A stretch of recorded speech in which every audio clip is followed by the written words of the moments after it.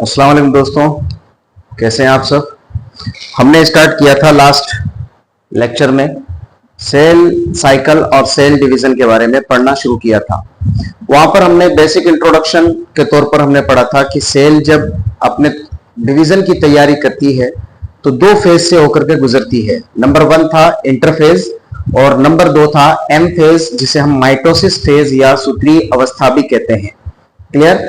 तो first lecture में हमने इंटरफेज के बारे में पढ़ा था और इंटरफेज में हमने पढ़ा था कि सेल इंटरफेज के दौरान सबसे ज्यादा एक्टिव रहती है और वहां पर हमने उसकी 3 फेजेस के बारे में पढ़ा था, G1, S और G2। G1 को हमने प्री डीएनए सिंथेसिस या पूर्व डीएनए संश्लेषण अवस्था का नाम भी दिया था और इसमें हमने बात की थी कि इस अवस्था के दौरान सेल जो होती हैं वो मेटाबॉलिकली एक्टिव होती हैं और अपने सेल ऑर्गेनेल्स को बढ़ाने का काम करती हैं, अपने साइटोप्लाज्म को बढ़ाने का काम करती हैं, कुछ आरएनए और प्रोटीन की सिंथेसिस करती हैं, यानी ओवरऑल सेल अपनी ग्रोथ करती है। क्लियर है बात। फिर अगर सेल को डिवीजन करना होता है तो वो एस फेज में चली जाती है, यानी सिंथेसिस फेज में, यानी संश्लेषण फेज में, जिसके अंदर सेल अपने डीएनए को बढ़ाती है, उसका रेप्लिकेशन करती है और सेंट्रियोल को बढ़ाने का काम करती है। एक सेंट्रियोल के पेयर से 2 सेंट्रियोल के पेयर बन जाते हैं। क्लियर है बात। और इसके अलावा अगर सेल डिवीजन के लिए तैयार नहीं है तो फिर वो G0 फेज में यानी शांत अवस्था में चली जाती है, यानी किसी प्रकार का कोई डिवीजन नहीं करती।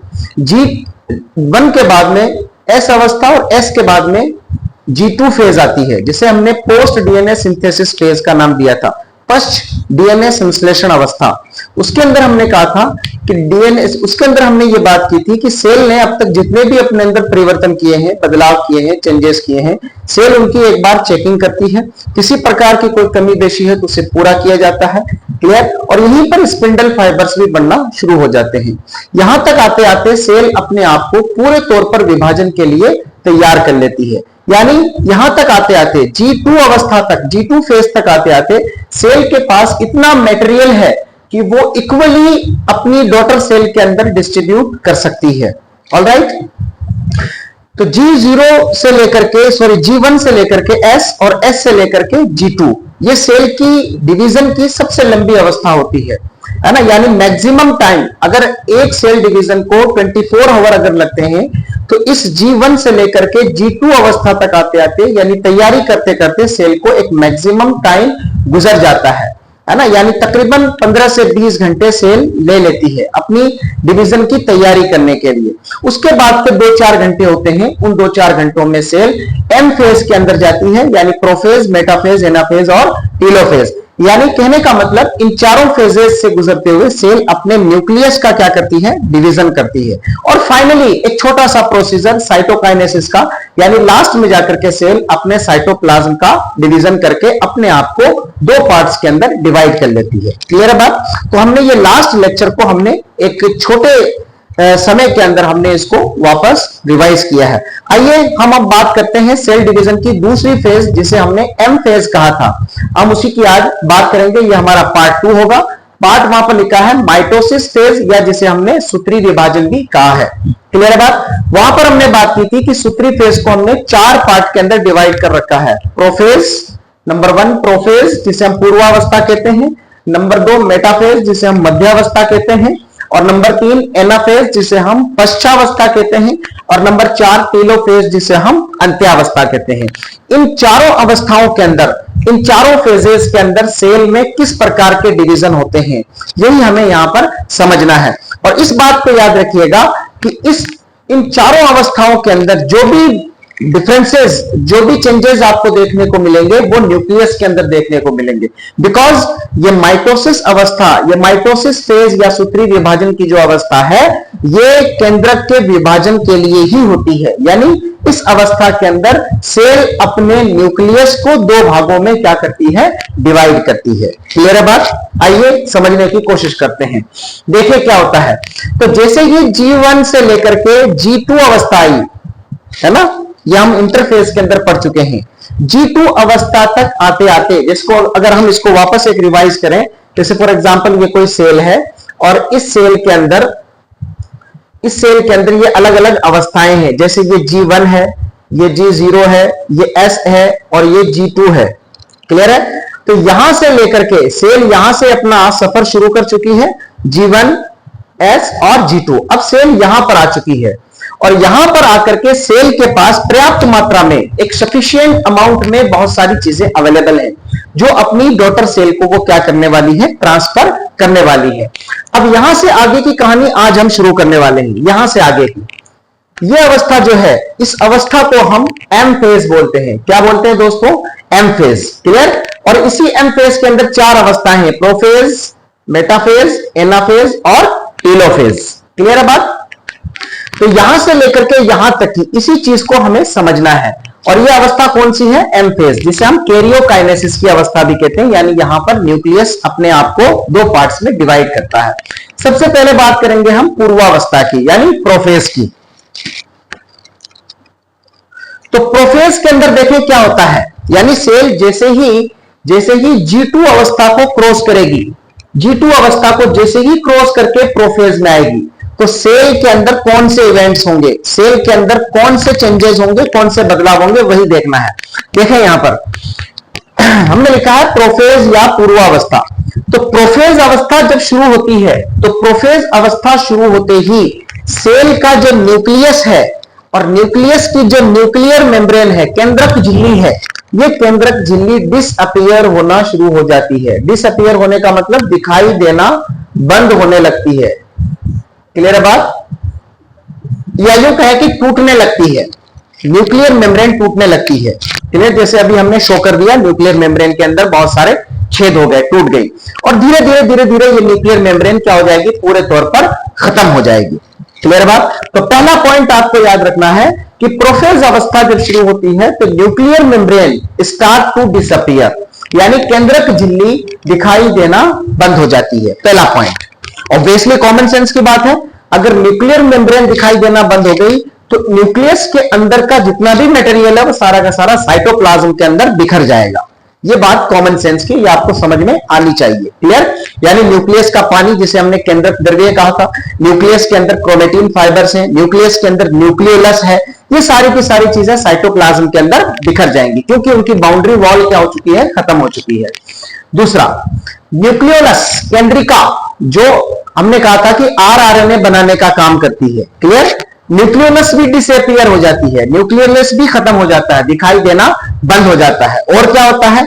Centriole moves to opposite pole, यानी जो तारककाएं हैं, है ना, ये भी अपोजिट साइड की तरफ जाना शुरू हो जाते हैं, अपोजिट साइड की तरफ जाना शुरू हो जाते हैं। और आपको बात याद होनी चाहिए, इंटरफेस की जो एस फेस थी, यहां पर सेंट्रियोल के दो पेयर बन चुके थे। एक पेयर पाया जाता है, लेकिन एस फेस के अंदर हमने कहा था कि सेंट्रियोल का डुप्लीकेशन हो जाता है। एक पेयर से कितने पेयर बन जाते हैं? दो पेयर बन जाते हैं। तो यहां पर जो दो पेयर बने थे, जो दोनों पेयर अब से अलग अलग पोल की तरफ, अलग अलग ध्रुवों की तरफ जाना शुरू हो जाते हैं। यहां पर देखिए मैंने बनाया है, एक सेंट्रियोल इधर बना दिया तो दूसरा सेंट्रियोल इधर बना दिया। क्लियर? तो ये दो सेंट्रियोल के पेयर हैं, जोड़े हैं। हमने कहा था ना सेंट्रियोल इस फॉर्म में पाया जाता है। क्लियर? यानी दो होते हैं, संख्या में कितने? दो। तो एक सेंट्रियोल का जोड़ा इधर, दूसरे सेंट्रियोल का जोड़ा इधर, ये दोनों अपोजिट पोल की तरफ जाना शुरू हो गए। अभी कहां पर थे? इसकी एस फेज में, इंटरफेस की सिंथेसिस या संश्लेषण फेज के अंदर, संश्लेषण अवस्था के अंदर। तो centriole moves to opposite pole. Next, chromatin condense into form chromosome, but chromosome not visible clearly। यानी यहां पर हमने कहा था, एस फेज के अंदर हमने कहा था कि डीएनए अपना रेप्लिकेशन करता है। जैसे फॉर एग्जांपल ये कोई डीएनए है ना, इस डीएनए ने अपने दो पार्ट बना लिए, यानी यूं कहें कि फोटोकॉपी तैयार कर ली थी, एक पेज के दो पेज तैयार कर लिए थे। अब यही डीएनए क्रोमेटिन में बदल गया और यही क्रोमेटिन जो है वो कंडेंस होने लग गया। कंडेंस का मतलब ये होता है आपस में उलझने लग गया। यानी इसी क्रोमेटिन को अब क्रोमोसोम में कन्वर्ट होना है ना। जहां पर तो क्या था, डीएनए था,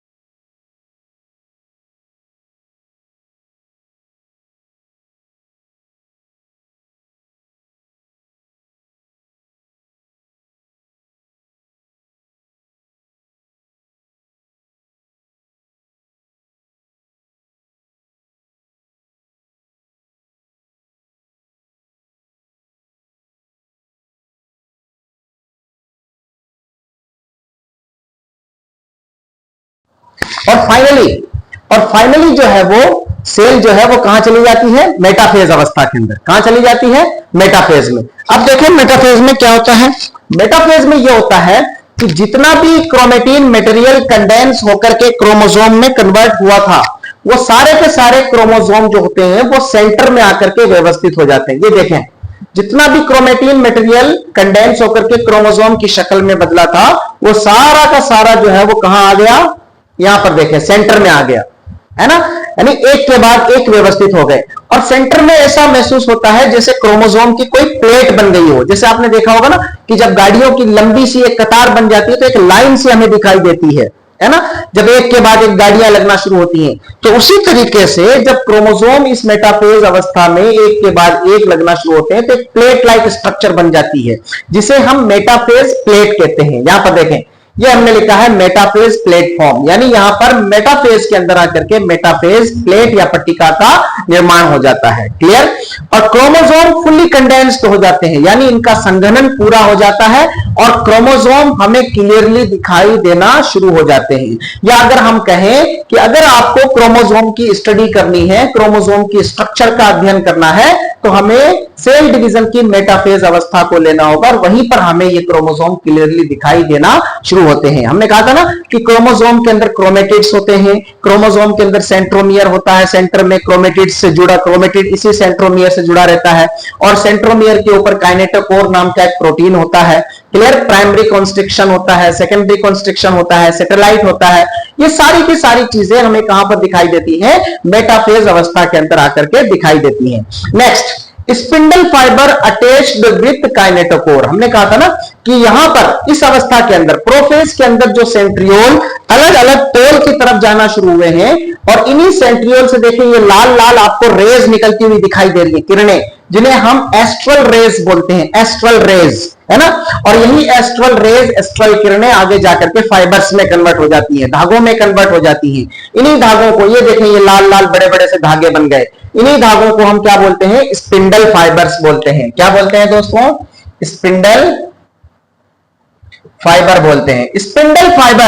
स्पिंडल फाइबर सेंट्रियोल से निकलते हैं और कहां चले जाते हैं, सेंट्रोमियर के ऊपर लगी हुई उस घुंडी के पास, है ना, उस खूंटी के पास, जिसको हम काइनेटोकोर कहते हैं। और ये स्पिंडल फाइबर उस काइनेटोकोर के साथ क्या कर जाते हैं, अटक जाते हैं। क्लियरली बात। तो यहां तक की बात कहां पर हो गई, मेटाफेज के अंदर ये बदलाव हमें देखने को मिलते हैं। आइए अब एनाफेज के अंदर।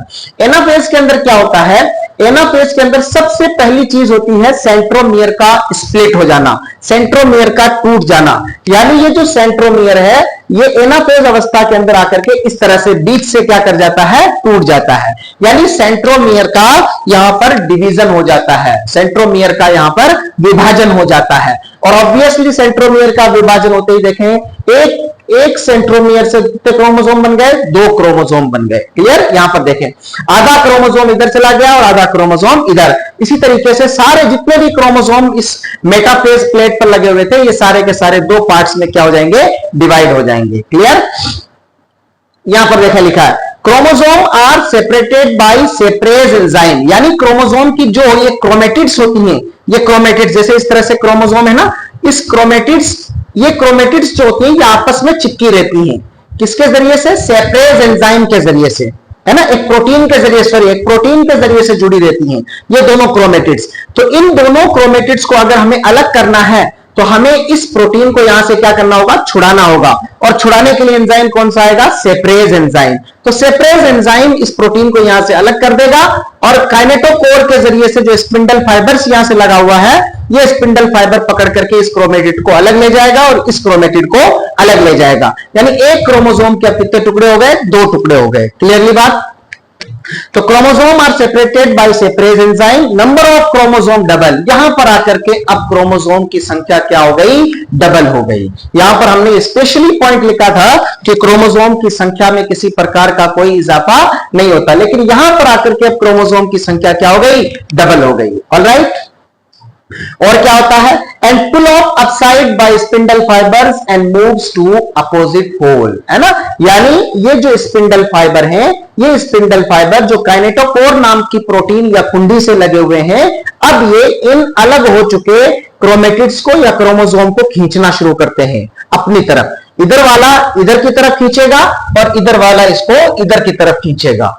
क्लियर है ना। फाइनली ये जब एनाफेज खत्म होगी और सेल कहां पर आएगी, टीलोफेज के अंदर। तो यहां पर देखें इधर वाले क्रोमोसोम सारे के सारे इधर शिफ्ट हो गए और इधर वाले क्रोमोसोम सारे के सारे इधर शिफ्ट हो गए, है ना। ये कौन सी अवस्था आ गई, टीलोफेज। तो हम कहेंगे टीलोफेज के अंदर क्रोमोसोम जो होते हैं वो आधे जो होते हैं वो एक पोल की तरफ यानी एक ध्रुव की तरफ, और आधे क्रोमोसोम दूसरे पोल या दूसरे ध्रुव की तरफ चले जाते हैं। और क्या होता है, और इनके चारों तरफ ये केंद्रक झिल्ली या केंद्रक मेम्ब्रेन या न्यूक्लियर मेम्ब्रेन वापस क्या हो जाती है, बनना शुरू हो जाती है। यहां पर ये देखें ये बनना शुरू हो गई, है ना। यानी यहां पर जो चीजें हमें दिखाई देना बंद हुई थी वो वापस यहां पर दिखाई देना शुरू हो जाती है। केंद्रक झिल्ली वापस बनना शुरू हो जाती है, गोल्जी बॉडी वापस दिखाई देना शुरू हो जाती है, एंडोप्लाज्मिक रेटिकुलम दिखाई देना शुरू हो जाती है, न्यूक्लियोलस दिखाई देना शुरू हो जाता है। यानी जिस तरह से सेल पहले थी वापस उसी शेप के अंदर वापस आ जाती है। सिर्फ बदलाव क्या हुआ, क्रोमोसोम का बंटवारा हो गया, न्यूक्लियस का बंटवारा हो गया,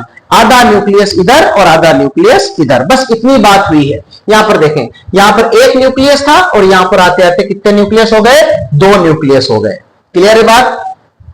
अब ये सेल क्या करेगी, यहां पर आते आते 4 अवस्थाएं या 4 फेज पूरी हो गई, यानी न्यूक्लियस का डिवीजन हो गया, यानी ये कैरियोकाइनेसिस खत्म हो गया। यहां पर आकर के कैरियोकाइनेसिस क्या हो गया दोस्तों, खत्म हो गया, है ना। यानी केंद्रक का विभाजन हो गया। क्लियर। केंद्रक का विभाजन होने का मतलब क्या हुआ, क्रोमोसोम का विभाजन हो गया। क्रोमोसोम का विभाजन होने का मतलब क्या हुआ, डीएनए अलग अलग हो गया। डीएनए अलग अलग होने का मतलब क्या हुआ कि जेनेटिक इंफॉर्मेशन जो मदर सेल के पास थी वो अब 2 भागों में विभाजित हो चुकी हैं। क्लियर। ये दोनों भाग कहां जाएंगे, नई बनने वाली सेल के अंदर जाएंगे, है ना। तो जो इंफॉर्मेशन उसकी मदर के पास थी वही इंफॉर्मेशन उसकी औलाद के पास ट्रांसफर हो जाएगी। क्लियर है बात। अब क्या होगा, अब ये सेल कैरियोकाइनेसिस के बाद में फाइनली कहां जाएगी, साइटोकाइनेसिस की तरफ। यहां पर देखें साइटोकाइनेसिस लिखा है। साइटोकाइनेसिस के अंदर कुछ नहीं होता, ये जो सेल है इस सेल के चारों तरफ जो इसकी सेल मेम्ब्रेन है, इस सेल मेम्ब्रेन पर एक्टिन और मायोसिन प्रोटीन की एक कॉन्ट्रैक्टाइल संकुचनशील सिकुड़ने वाली एक रिंग बनना शुरू हो जाती है। क्लियर।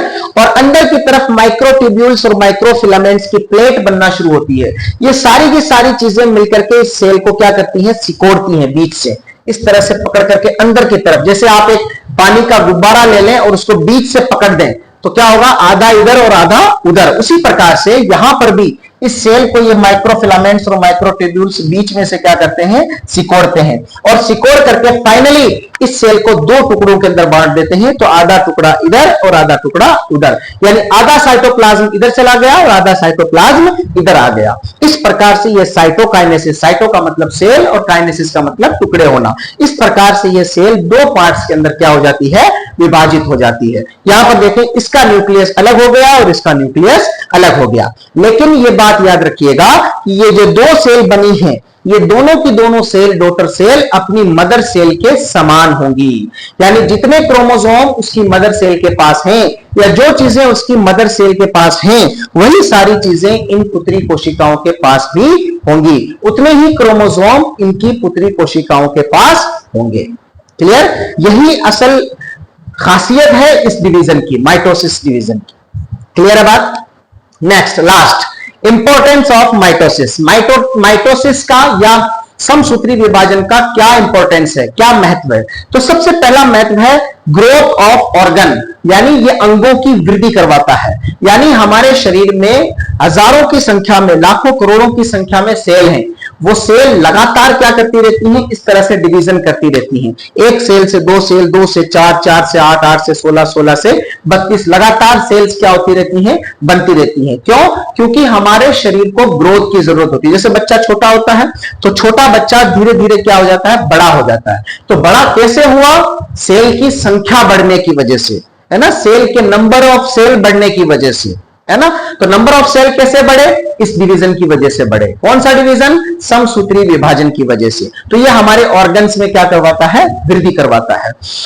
सेल को रिपेयर करने का काम करता है। हमने कहा था कि भाई फॉर एग्जांपल कोई सेल डैमेज हो गई, कोई चोट लग गई, तो यहां पर बहुत सारे सेल क्या हो गए, डैमेज हो गए। तो यहां के जितने भी सेल डैमेज हुए हैं उनको वापस बनाने का काम कौन करता है, माइटोसिस डिवीजन करता है, समसूत्री विभाजन करता है। क्लियर? एसेक्सुअल रिप्रोडक्शन यानी अलैंगिक जनन, इसे हम बहुत डिटेल में पढ़ने वाले हैं, तो इसके अंदर भी कौन सा डिवीजन आएगा? यही डिवीजन आएगा। क्लियर है बात? और इसके बाद फोर बैलेंसिंग कैरियोप्लाज्मिक इंडेक्स, ये हमने बात शुरू में भी की थी कि कैरियोप्लाज्मिक इंडेक्स के बिगड़ने की वजह से ही, है ना, सेल को डिवीजन करना पड़ता है। और जब कैरियोप्लाज्मिक इंडेक्स बिगड़ता है तो सेल अपने आप को डिवाइड करती है, डिवाइड करके दो सेल बनाती है, तो वापस इसका जो कैरियोप्लाज्मिक इंडेक्स है, जो न्यूक्लियस की कमांडिंग खत्म हो चुकी थी, ये वापस क्या हो जाती है? नॉर्मल हो जाती है। क्लियर? तो ये था हमारा कौन सा डिवीजन? माइटोटिक डिवीजन, और उसकी दो फेज, इंटरफेज और एम फेज, ये दोनों हमने बहुत डिटेल में पढ़ी है। आप उम्मीद करते हैं कि आपको ये सारी बातें बहुत अच्छे से समझ में आई होंगी, और आप इस चैनल को लाइक कीजिए, शेयर कीजिए और सब्सक्राइब कीजिए।